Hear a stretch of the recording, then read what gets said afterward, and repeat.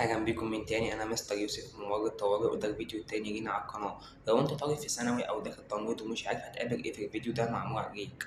هقولك على 5 حاجات لازم تكون عارفهم قبل ما تبدأ رحلتك في كلية التمريض أو تبدأهم في التمريض عامة.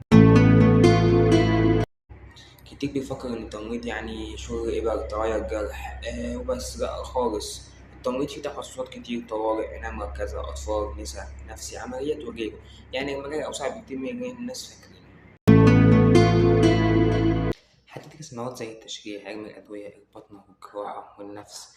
محتاج تركيز، بس اللي بيحب المجال هيستمتع بيه خصوصا في العملي.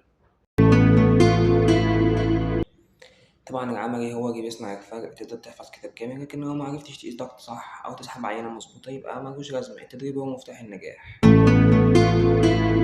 انت مش بتتعامل مع كتب، انت بتتعامل مع بني آدمين موجوعين ومتضايقين. لازم تبقى صبور، تعرف تتكلم بهدوء، تحس باللي قدامك.